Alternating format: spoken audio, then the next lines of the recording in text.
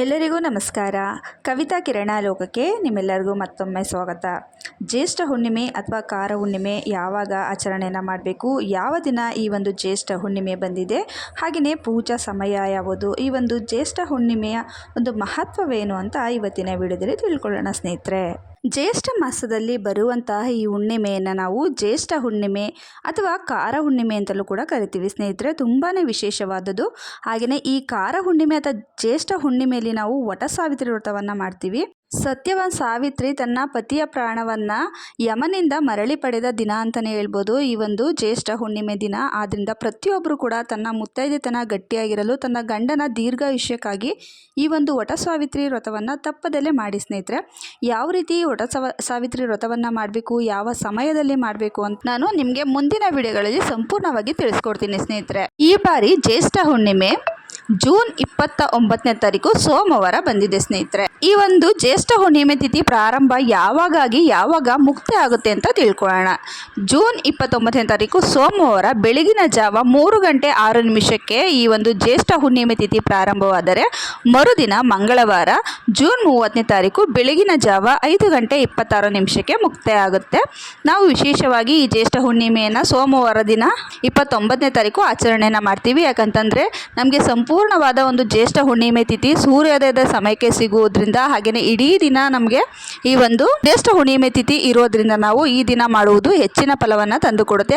ವಿಶೇಷವಾಗಿ ಈ ಒಂದು ಹುಣ್ಣಿಮೆ ಬೆಳಗಿನ ಜಾವ 3:06 ಪ್ರಾರಂಭವಾಗೋದ್ರಿಂದ ಹುಣ್ಣಿಮೆಯ ಪೂಜೆಯನ್ನು ಬ್ರಾಹ್ಮಿ ಮುಹೂರ್ತದಲ್ಲೇ ಮಾಡ್ಕೊಳ್ಳಿ. ತುಂಬಾ ಒಳ್ಳೆಯದು ಸ್ನೇಹಿತರೆ. ಯಾರೆಲ್ಲ ಲಕ್ಷ್ಮೀ ಪೂಜೆಯನ್ನು ಮಾಡ್ತಿರ್ತೀರೋ, ಹಾಗೆಯೇ ಮನೆಯಲ್ಲಿ ಕುಲದೇವರ ಪೂಜೆ, ಮನೆ ದೇವರ ಪೂಜೆ, ಇಷ್ಟ ದೇವರುಗಳ ಪೂಜೆಯನ್ನು ಬ್ರಾಹ್ಮಿ ಮುಹೂರ್ತದಲ್ಲೇ ಮಾಡಿಕೊಳ್ಳುವಂಥದ್ದು ಹೆಚ್ಚಿನ ಫಲವನ್ನು ತಂದುಕೊಡುತ್ತೆ.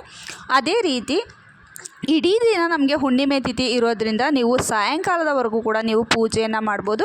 ಬ್ರಾಹ್ಮಿ ಮುಹೂರ್ತದಲ್ಲಾದರೂ ಮಾಡ್ಬೋದು ಅಥವಾ ಗೋಧೂಳಿ ಸಮಯದಲ್ಲಾದರೂ ಸರಿ ಪೂಜೆಯನ್ನು ಮಾಡ್ಬೋದು. ಎರಡೂ ಮುಹೂರ್ತನೂ ಕೂಡ ಅತ್ಯಂತ ಲಕ್ಷ್ಮೀ ಪೂಜೆಗೆ, ಹಾಗೆಯೇ ಕುಲದೇವರು ಮನೆ ದೇವರ ಪೂಜೆಗೆ ಅತ್ಯಂತ ಶುಭ ಮುಹೂರ್ತ ಅಂತಲೇ ಹೇಳ್ಬೋದು ಸ್ನೇಹಿತರೆ. ರಾಹುಕಾಲ ಮತ್ತು ಯಮಗಂಡಲ ಕಾಲವನ್ನು ಹೊರತುಪಡಿಸಿ ನೀವು ಬೇರೆ ಯಾವುದೇ ಒಂದು ಸಮಯದಲ್ಲಿ ಪೂಜೆಯನ್ನು ಮಾಡ್ಕೋಬೋದು. ಆದಷ್ಟು ಬ್ರಾಹ್ಮಿ ಮುಹೂರ್ತ ಹಾಗೆಯೇ ಗೋಧೂಳಿ ಸಮಯದಲ್ಲಿ ಪೂಜೆಯನ್ನು ಮಾಡಿ. ಇನ್ನು ಯಾರೆಲ್ಲ ಈ ಒಂದು ವಟ ಸಾವಿತ್ರಿ ವ್ರತವನ್ನು ಮಾಡಬೇಕು ಅಂತ ಅಂದ್ಕೊಂಡಿರ್ತೀರೋ, ಬೆಳಿಗ್ಗೆನೇ ನೀವು ಬೇಗನೆ ಎದ್ದು ಸ್ನಾನವನ್ನು ಮಾಡಿ ಪೂಜೆಗೆ ಏನೆಲ್ಲ ಬೇಕು ಪ್ರತಿಯೊಂದು ವಸ್ತುಗಳನ್ನ ಮೊದಲೇ ನೀವು ಸಿದ್ಧತೆಯನ್ನು ಮಾಡಿ ಇಟ್ಕೊಳ್ಳಿ. ಯಾಕಂದರೆ ಈ ಒಂದು ವ್ರತವನ್ನು ಆಲದ ಮರ ಬಳಿ ಹೋಗಿ ಮಾಡಬೇಕು. ಹಾಗಾಗಿ ಯಾವುದೇ ವಸ್ತುಗಳನ್ನ ಮಿಸ್ ಮಾಡ್ಕೊಳ್ಳೋದಕ್ಕೆ ಹೋಗಬೇಡಿ. ಯಾವೆಲ್ಲ ಬೇಕು ಅಂತ ಫಸ್ಟೇ ಪೂರ್ವ ಸಿದ್ಧತೆಯನ್ನು ಮಾಡಿ ಇಟ್ಕೊಬಿಡಿ. ಆಗ ಯಾವುದೇ ಒಂದು ಪೂಜೆಯಲ್ಲಿ ವಿಘ್ನಗಳು ಆಗೋದಿಲ್ಲ ಸ್ನೇಹಿತರೆ. ವಟ ವೃಕ್ಷ ಅಂದರೆ ನಮ್ಮೆಲ್ಲರಿಗೂ ಗೊತ್ತಿರೋ ಹಾಗೆ ಆಲದ ಮರ ಅಂತ. ಈ ಒಂದು ವ್ರತವನ್ನು ಅಂದರೆ ವಟ ಸಾವಿತ್ರಿ ವ್ರತವನ್ನು ಆಲದ ಮರದ ಬಳಿಯೇ ಹೋಗಿ ಮಾಡಬೇಕು. ಅಥವಾ ನಿಮಗೆ ಅಷ್ಟು ಹತ್ರದಲ್ಲಿ ನಮಗೆ ಆಲದ ಮರ ಇಲ್ಲ ಅಥವಾ ನಮಗೆ ಅಷ್ಟು ದೂರ ಹೋಗಿ ಮಾಡೋದಕ್ಕೆ ಆಗಲ್ಲ ಅನ್ನೋರು ಮನೆಯಲ್ಲಿ ಯಾವ ರೀತಿ ವಟ ಸಾವಿತ್ರಿ ವ್ರತವನ್ನು ಮಾಡಬೇಕು, ಯಾವೆಲ್ಲ ದೀಪಾರಾಧನೆಯನ್ನು ಮನೆಯಲ್ಲಿ ಹಚ್ಚೋದ್ರಿಂದ ವಟ ಸಾವಿತ್ರಿ ವ್ರತವನ್ನು ಮಾಡಿದಷ್ಟೇ ಫಲ ಸಿಗುತ್ತೆ ಅಂತ ನಾನು ನಿಮಗೆ ಮುಂದಿನ ವಿಡಿಯೋಗಳಲ್ಲಿ ತಿಳಿಸ್ಕೊಡ್ತೀನಿ ಸ್ನೇಹಿತರೆ. ಹಾಗಾಗಿ ಪ್ರತಿಯೊಬ್ಬರು ಕೂಡ ಹುಣ್ಣಿಮೆಯಲ್ಲಿ ನಿಮ್ಮ ಮನೆಯಲ್ಲಿ ಯಾವ ರೀತಿ ಪದ್ಧತಿಯಲ್ಲಿ ಪೂಜೆಯನ್ನು ಮಾಡ್ತಿರ್ತೀರೋ, ದೇವರಿಗೆ ದೀಪ ಧೂಪ ನೈವೇದ್ಯ ಮಹಾಮಂಗಳಾರತಿಯನ್ನು ಮಾಡಿ ನೀವು ಸರಳವಾಗಿ ಪೂಜೆಯನ್ನು ಮಾಡ್ಕೊಳ್ಳಿ. ಹಾಗೆಯೇ ವಟ ಸಾವಿತ್ರಿ ವ್ರತದಲ್ಲಿ ತುಂಬಾ ನೀತಿ ನಿಯಮಗಳಿವೆ ಸ್ನೇಹಿತರೆ. ಅವುಗಳೆಲ್ಲರೂ ಕೂಡ ಅನುಸರಣೆಯನ್ನು ಮಾಡಿ ನೀವು ಈ ಒಂದು ವ್ರತವನ್ನು ಮಾಡಿ ಸ್ನೇಹಿತರೆ.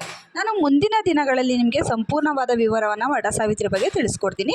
ಇವತ್ತಿನ ಚಿಕ್ಕ ಮಾಹಿತಿ ನಿಮಗೆಲ್ಲ ಇಷ್ಟ ಆಗಿದ್ರೆ, ಯಾರೆಲ್ಲ ನಮ್ಮ ಚಾನಲ್ನ ಫಸ್ಟ್ ಟೈಮ್ ನೋಡ್ತಿದ್ರೋ ಪ್ಲೀಸ್ ರಿಕ್ವೆಸ್ಟ್ ಮಾಡ್ತಿದ್ದೀನಿ, ನಮ್ಮ ಚಾನಲ್ನ ಸಬ್ಸ್ಕ್ರೈಬ್ ಮಾಡ್ಕೊಂಡು ನೋಡಿ. ಹಾಗೆಯೇ ಬೆಲ್ ನೋಟಿಫಿಕೇಷನ್ನ ಆನ್ ಮಾಡ್ಕೊಳ್ಳಿ ಸ್ನೇಹಿತರೆ. ನಾನು ಮಾಡುವಂಥ ವಿಡಿಯೋ ಫಸ್ಟು ನಿಮಗೇ ಬರುತ್ತೆ. ಇವತ್ತಿನ ಈ ವಿಡಿಯೋ ನಿಮಗೆಲ್ಲ ಇಷ್ಟ ಆಗಿದ್ರೆ ಈ ವಿಡಿಯೋಗೆ ಒಂದು ಲೈಕ್ ಕೊಡಿ, ಒಂದು 4 ಜನಕ್ಕೆ ಶೇರ್ ಮಾಡಿ. Thank you.